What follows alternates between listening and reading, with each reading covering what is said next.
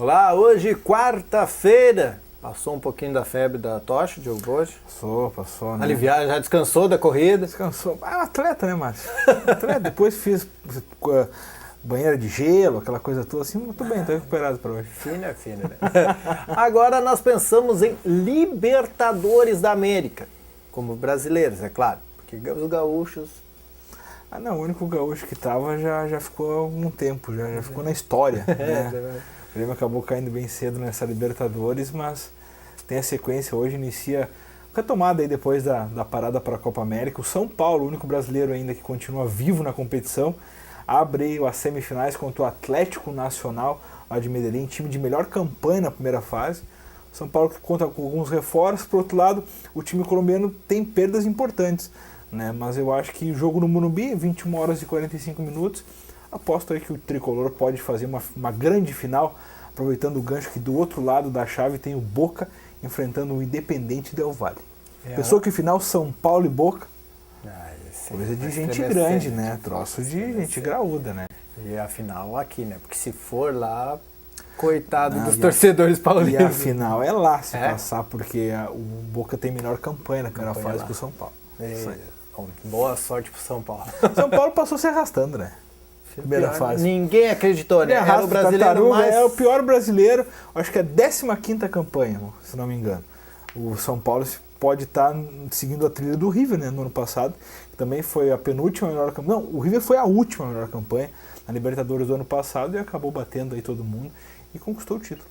É isso aí. Esse jogo de São Paulo acontece 15 para as 10 da noite? 15 para as 10 da noite no estádio Morumbi, na capital paulista. É o primeiro. Depois, na próxima quarta-feira, tem o segundo jogo, né, Diogo? Isso aí, segundo jogo. Eu acho que não me engano, acho que é quinta. Eles próxima invertem. semana. Isso, na quinta-feira, amanhã, no caso, tem o Independente Del Valle e o Boca, primeiro jogo lá no Equador, e na volta daí, desculpa, no Chile, e na volta daí marcado para a Argentina, daí na quarta-feira, aí inverte os dias. Muito bem, essa é a atração esportiva dessa noite. Esse vai ser um baita jogo lá no Morumbi.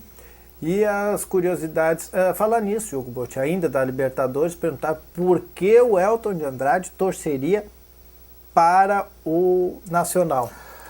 Elton de Andrade tem uma história muito bonita na Colômbia, né? Ele que recebeu intercambistas, inclusive, o Elton de Andrade que é aquele cara tipo mãe, assim, que abraça todo mundo, né? E a nossa universidade aqui, a Univasf Lajeado, tem a questão do intercâmbio com vários países aí do mundo, e um deles, bem forte, por sinal, é a Colômbia. E esses intercambistas que vêm da Colômbia muitas vezes são recebidos pelo Elton. O Elton tem passagem quase livre assim, na alfândega da Colômbia, eles nem pedem mais passaporte, já entra, carteira de identidade tá liberado aqui. Né? Então o Elton recebe muitos intercambistas e já faz a viagem para lá também, já foi várias vezes assistir jogos e tal, traz camisa de time, que ele é colecionador. Né? Então realmente o Elton tem essa questão da Colômbia aí, por isso aí torce a questão para os times colombianos, o Nacional então é de lá. Mas aí o Elton mesmo é do Milionários, né? É o outro time lá. Se identifica, né? Milionários. Tá. Bom, vamos pular de Libertadores, vamos vir para o Campeonato Brasileiro. Porque no meio da semana agora folga. Só no final de semana, que dupla Grenal aí, pessoal ali na banheira de gelo, né? Que também. Nem eu ontem, né? Mas tem alguma novidade no Grêmio? Parece que o campeão inglês está de olho num jogador do Grêmio. As informações são de bastidores aí, né? Enquanto a dupla Grenal no campo ainda não tem alguma novidade de time e tudo mais, as notícias se movimentam fora dele. E o Leicester, né, equipe campeã inglesa nessa temporada passada, no caso, para o europeu, né, que é aquela de 2 anos aí, pega metade do outro ano. O Leicester então estaria na mira do Luan. Pode aí fazer proposta de chegar a 20 milhões de euros a proposta do time inglês, que deve chegar essa semana ainda na mesa do presidente Bolzan. O Grêmio desse montante tem 70% do passe do atleta, então aí a gente estaria falando de quase 50 milhões de reais para os cofres gremistas, mas ainda existe uma questão ali que é analisada, talvez essa proposta seja ainda maior a hora que ela vier com papelzinho timbrado, né? Para confirmar a oferta pelo atacante do Grêmio. Então, é muito difícil segurar o Luan nessa janela de transferências e a direção do Grêmio já admite que a venda de um jogador é inevitável até para sanar as dívidas. E a janela fecha quando? A janela fecha no mês de... agora, o final no mês de julho. Não dá, Tem bastante tempo ainda para acontecer muita coisa. Mas não dá para esperar a Olimpíada, né? Não dá para esperar a Olimpíada. Vamos fechar para valorizar, não. Eu ia te perguntar se não valeria a pena segurar o menino aqui mais 2 meses, porque vai que ele bomba na Olimpíada. Vai que ele se machuca. Também. Assim como aconteceu com o Rodrigo Dourado, assim como aconteceu com o Valdívia, né, que tiveram na seleção principal e olímpica e tudo mais. Os dois foram na Olímpica até, os dois voltaram lesionados de amistosos da seleção olímpica aí sub-23. O Valdívia está voltando agora, fez apenas o segundo jogo dele aí no Clássico Grenal, voltando depois de 7 meses de uma operação. E o Rodrigo Dourado ainda não conseguiu o melhor ritmo de jogo. Então, o Grenal tem sofrido com as convocações, né, então a gente espera que... Eu acho que não é o momento, eu acho que se vier a proposta e tiver do consentimento do clube, de empresários, do próprio jogador, eu acho que chegou a hora do Luan, aviãozinho pra ele. 50 milhões tá de bom tamanho pro Grêmio, né? Luan faz um time inteiro com 50 milhões. Brasil, imagina. Ajeita as contas e ainda compra um pessoal. Ou pega jogadores aí de nome, para reforço e tal, de repente até falando do Grêmio consegue construir uma coluna cervical ali de defesa, meio campo e ataque. Tu viste a multa da renovação do contrato do Neymar? Não. 800 milhões ou coisa do tipo assim? Quem quiser levar. Pouca, né? Tipo, isso aí, essa semana entrou pra mim. O dissídio. Dissídio. Essa época, jornalista, é época do dissídio meio do ano. Só pra te informar, eu perguntei hoje pro RH, não tem nada previsto aí. Vou embora. Vamos embora. Bom, o Luan é o selecionável agora para a seleção olímpica do lado do Grêmio e do lado internacional são 2, né, John? Isso, William e Rodrigo Dourado, 2 convocados aí. O Valdívia ficou de fora em função dessa lesão, né? Mas como a gente tinha comentado, essa lista que saiu aí nesta última semana, ela não deve ser a oficial. Alguns nomes devem ser trocados, porque a CBF ainda busca a liberação, principalmente com os clubes europeus, desses jogadores, atletas que vêm de lá. Porque a questão de Olimpíada não é obrigatório a liberar jogador. E a gente lembra que os times europeus vão estar em pré-temporada, até com alguns inícios de campeonato já, quando a Olimpíada estiver acontecendo. Então, a CBF maneja ali a questão de costurar essa liberação desses atletas para que possa ter um melhor time reforçado aí para disputar, conquistar o ouro olímpico, que é o título que falta ainda para a seleção. E os clubes europeus que não são bobos nem nada também vão tentar evitar que daqui a pouco o brasileiro se machuque, já que por coerência tinham que jogar a vida, né, para buscar esse título, já que a seleção oficial tá, né, não que essa não seja oficial, mas a não olímpica tá, né, de mal a pior, seria o momento, né? Seria o momento, né? A consagração desse técnico e desse grupo. Exatamente. E, na verdade, se estou analisando essa primeira lista, tem muitos bons valores, assim, que a gente analisa. Na verdade, sempre a seleção olímpica ela tem muitos bons valores que enchem mais os olhos do que a seleção principal que joga, muitas vezes. Né? Tu olha ali, por exemplo, o ataque da seleção olímpica, tem o Gabriel Jesus, que é o grande nome hoje do futebol brasileiro. Né? Tem o Gabigol, que vive ótima fase, Palmeiras, além do Luan, sabe? Então, tipo, o Neymar tá certo na convocação, o Douglas Costa é outro jogador acima dos 23 anos. Tem a experiência do Fernando Praz lá atrás no gol. Então, são uma série de valores. O Marquinhos, zagueiro do PSG, é titular da seleção principal. Então, tipo, tem alguns jogadores ali que enchem os olhos mesmo. Eu acho que falta a questão da dinâmica de jogo, que a gente vai depender de treinamentos e tudo mais. A gente sabe, é sempre em cima, né? A seleção teve pouco tempo para treinar, mas esquece que o adversário também teve, todos, né?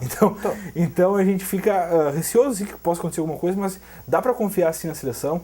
E vamos aguardar que essa primeira lista seja confirmada, seja ótimo. Seja realmente confirmada para que tenha o grupo mais forte para buscar esse ouro olímpico. Bom, e aqui na aldeia, Diogo Botti, como é que o Argel vai consertar a situação, já que o Internacional já tem uma mão cheia sem saber o que é vitória? O Argel, ele vive um momento assim, né? Tipo, vamos botar a mão cheia pra lá, que eu botei pra ti. Ele não sabe o que ele faz, assim, né? E nem o Inter sabe o que faz com ele, né? Chegou naquele momento assim, e aí? Que tá tensa a coisa. Vamos comer um churrasco, vamos comer um capelete, o que nós vamos fazer? Né? Certo que é o seguinte, o Inter vai para 5º jogo sem vencer, tem esses jogos já sem vitória, enfrenta o Santa Cruz fora de casa na próxima rodada.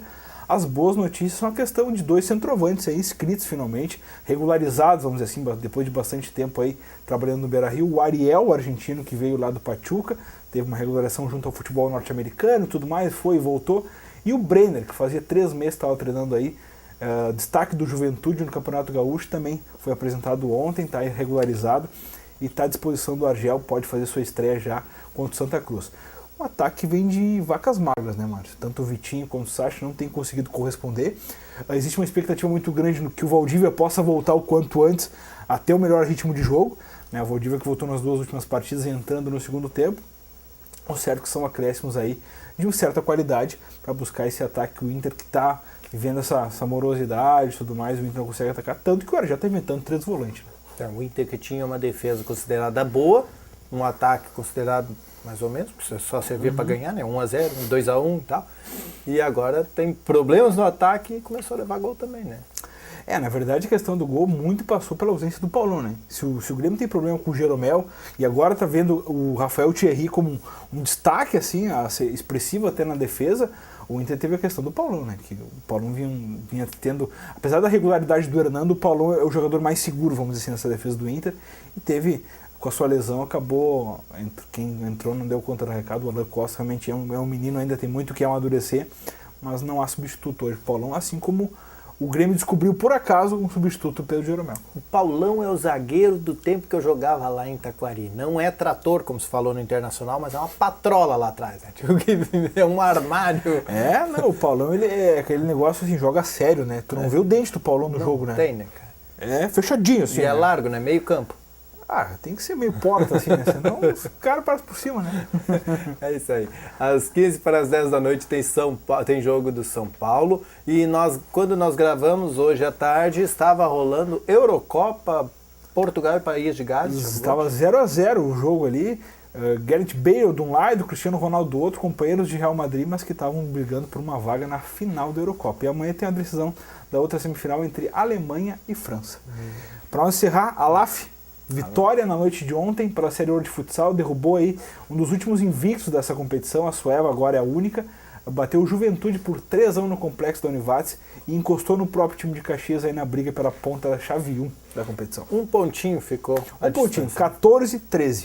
Isso aí, então lá se tá mal das pernas na Liga Nacional, muito bem, obrigado aqui no Campeonato Gaúcho. Quem sabe era a saída, né? É a saída. É a ideia. Nós voltamos na quinta-feira, depois do Redação Informativa, trazendo mais esporte para você aqui no Papo de Boleiro. Até mais. Abraço.